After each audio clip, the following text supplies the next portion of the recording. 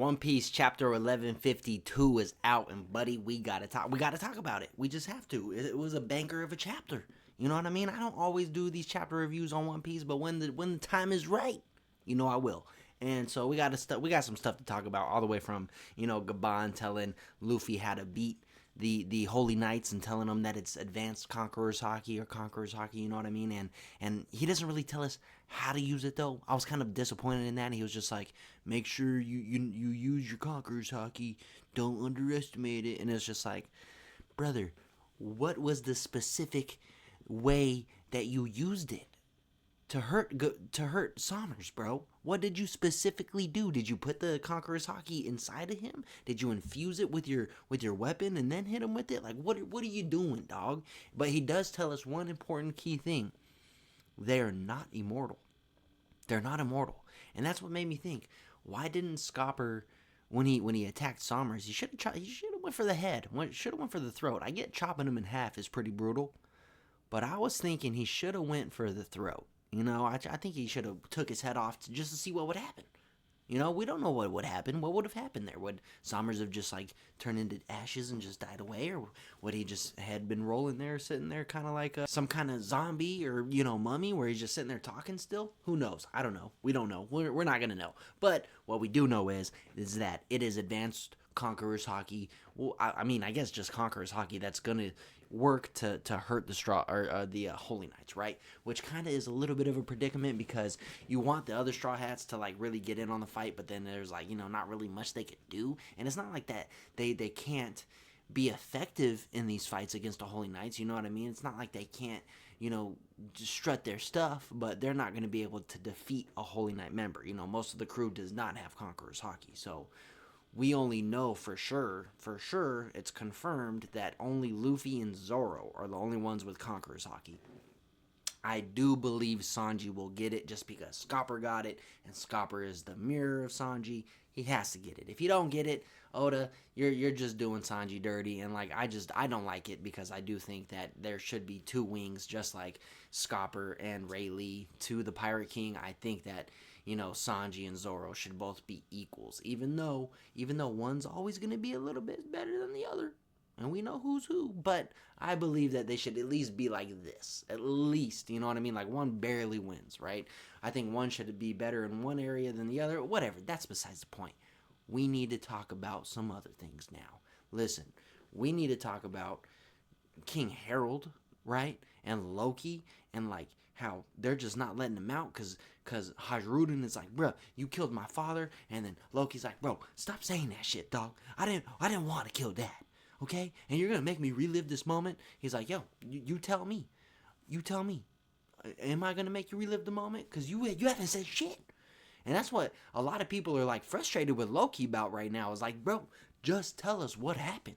Quit fronting, bro.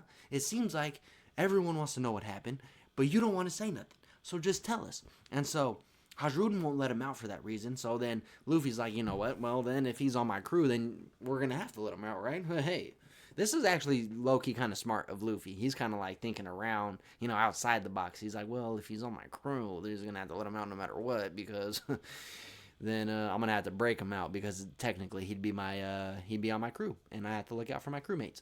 And so Hajrudin's like, nah, bro, you can't do that. And then even Loki was like, nah, bro. And then even Zoro was like, nah, bro. And then even Sanji was like, nah, bro. So, it's like everyone was like, Luffy, get out of here. We cannot have another member, especially that big.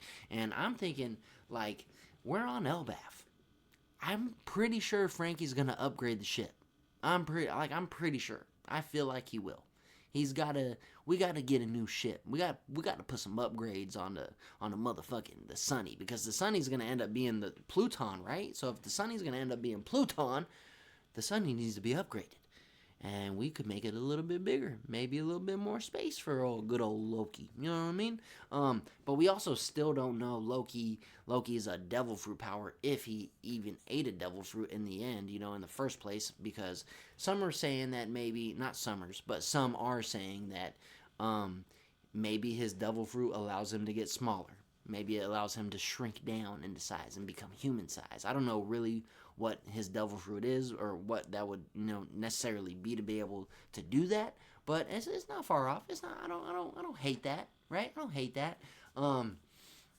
Some other people are saying that maybe Mosa is the owl, and the owl can make Loki smaller, and then but then it's like, all right, well, we got to bring the owl, and the owl's gonna be Nakama now, and that's just gonna be a whole thing, and it's like, then the owl, he likes the books. He's probably gonna stay with the books, wherever the books end up being, whether they get burnt or they get saved. Where's Jinbei? We need to put this fire out.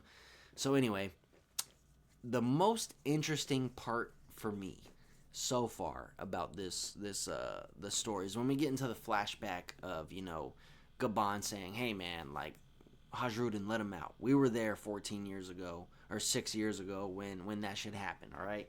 And we felt, me and Shanks felt a weird presence. We felt a weird presence coming from the castle, and we went, and then it goes into this whole flashback with him and Shanks talking in the tub, and we get a little bit of a one of these, a little bit of a tattoo mark on Shanks's elbow. And it's interesting because it's the arm he lost, to the Sea King, and it looks like it might be the mark that Emu gives people, man. It looks like he was on his way to being a Holy Knight, because we know that Shanks went back to Mary's for a little bit. He might have lived there for a year or two to see what it's like, what's my family like? Because he was telling Gabon that he's like, man, I wanted to see what was more out there. I didn't want to just sit, I wanted to be. My dream was to just be a nobody pirate with Buggy, and just be, just careless pirates. But obviously he can't, because something. He belongs to something greater, and that's why Gabon told him, man, you're the Destiny Child almost. You're a child of destiny, and so Shanks knew that. So I think that's why he went to the Mary's try to talk to his family, see where his true origin stories are from, and then listen. We all know they all have a mark, right? All the Holy Knights have a mark that Emu gives them. I did see an interesting theory that the more marks you get, the more of a Holy Knight you become, right? Like one mark might just be the mark of the abyss, where you can just be pulled through the abyss at any moment, any time. Then you get another mark that allows you to regenerate. Then you get another mark that allows you to become a yokai or whatever, Emu gives you, right? And kind of like these contracts, right? So maybe the contracts and the markings, maybe they're 1 and 1, right? I don't know if we've seen any markings on Dory and Brogy yet. We really haven't. I don't think we have, right? No one's pointed anything like that out yet. But I just do want to say this. Here's an interesting question, and it's going to be the title of the video. Can Shanks regrow his arm? Maybe. I'm not too. I do like the theory of, like, maybe one tattoo or one marking can mean just the abyss, and then another marking can be the regeneration yokai ability, another marking being immortality or whatever it is.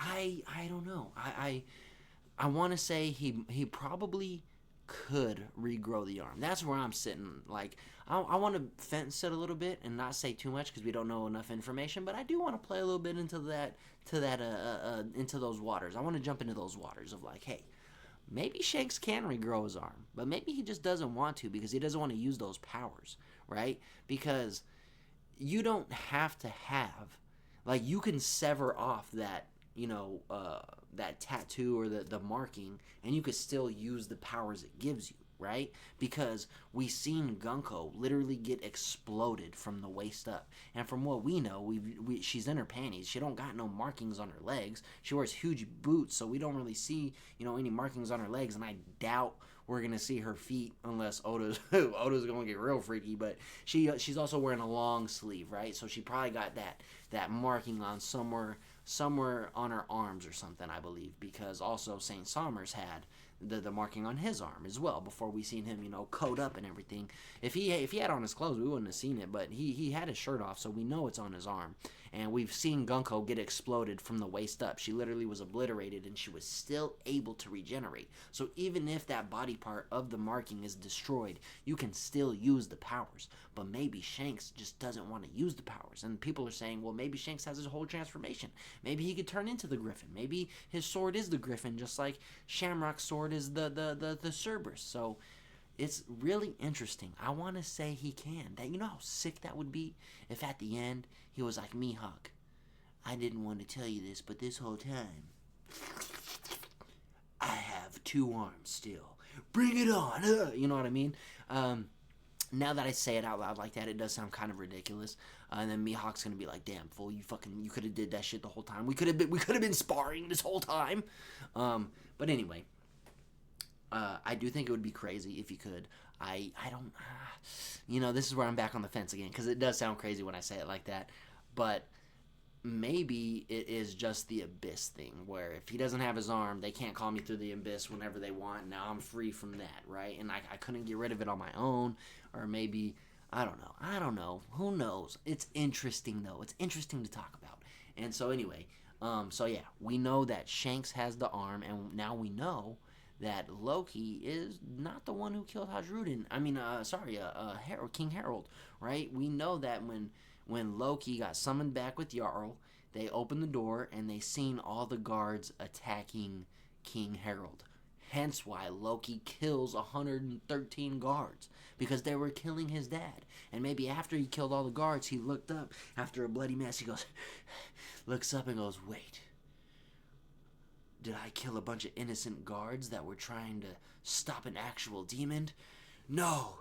I must blind myself from the preposterous things that I've done." And then that's when he puts the bandages over his eyes, because he killed a bunch of innocent men that he shouldn't have killed. And then he had to kill his dad after, you know what I mean? And maybe he killed his dad and then he puts on the eyes thing. He was like, "What have I done? I never want to see the light of day again. I'm going to be haunted by all the faces of the men that I killed that were actually innocent." And so, dude, it's getting interesting, because we're going to get the rest of that, flashback maybe in the next chapter. Maybe, I don't know, because, dude, we got like 3 flashbacks this chapter, because it kind of ends there with that. And then it goes into, goes back into, like a whole Harold backstory, where Harold is like, it's like, what? It was like, 300 years ago or something like that, or no, 120 years ago, and Harold is actually young, and he's stomping around, on some island somewhere, and he's just causing havoc, right? So we're gonna get to see why he was evil, and then what changed him into being kind of good, and then what changed him into being like more of a pacifist, and then his involvement in the government. So there's a lot to break down here. There's a lot to break down. And so Zoro and Sanji they're on their way to go fight the Holy Knights. That's going to be insane. I think Zoro is going to kind of get worked a little bit, and then he's going to kind of figure out how to use the haki, and then he might start figuring out, okay, maybe I could do this, because I think if Zoro really figures out how to use the Conqueror's haki, he's going to be more of a menace than Scopper Gaban was, because that fool could he could take on all. Listen, if Zoro right now knew he had Conqueror's haki pre-Gaban telling him that, and he knew how to use it, I'm pretty sure he could beat all 3 of them. Besides Emu, right, coming out and taking over Gunko's body, pre that as well, I think Zoro beats all 3 of these guys. Like, low-key, no diff. And also, got to touch a little bit bases on this. Scopper Gaban saying, "Hey, man, we haven't shared a bath in like 3 or 4 years." And then Shanks is saying, "Well, 10 years. That was 10 years ago, bro. 10 years is when Captain Roger died, and that was the last time I seen you." And he was like, "Oh, shit. Yeah, maybe, yeah. It does seem like it could be like a longer time for you." And so, hey, I do think that's a soft confirmation of time dilation confirmed. Elbaf does move slower. I'm just going to say it right now. It does move slower in Elbaf than it does to the outside world. It's just obvious at this point. And then it's obvious because Loki, at the very end of the chapter, it gives it away. It says that Harold, not Loki, Harold is 45, and that's 15 years in human life. So it moves they age 3 times slower, so days go by 3 times slower there in Elbaf, right? So 1 day there equals 3 days on the outside, 2 days there equals 6 days on the outside. So if they're there for 2 days, a week goes by, right? So they're coming up at the end of the day, right? Because Emu was like, "What's taking you guys so long?" And they're coming up like midway towards the end of the day, right, in Elbaf. So that means like 2 days have gone by almost, right? If it's 3 times faster and they're almost done with 1 day, it's pretty much 2 days have already gone by on the outside. So a lot could happen in 2 days, as we know from One Piece. A lot of stuff happens in just 1 day, So we know that 2 days, a lot of stuff happens on the outside. So we're gonna get a lot more stuff these next chapters. We're gonna get a lot of flashbacks. Hang on tight, because this fight with the Holy Knights is gonna be put on hold. The fight with Emu is gonna be put on hold. Oda's like, "Wait, before we do all that, Now let's roll out the information. And I should have seen that coming. That's typical Oda right there. He shows you peaks of the good stuff, and then he goes, but before we do all that, here's the backstory to some shit that we need to know that I told you about earlier in the arc. Okay, but yeah, that's the video. Make sure you guys like, subscribe. I probably will be back next week because we got some stuff to talk about. One Piece is peak right now. That was a great chapter. And yeah, see you guys later.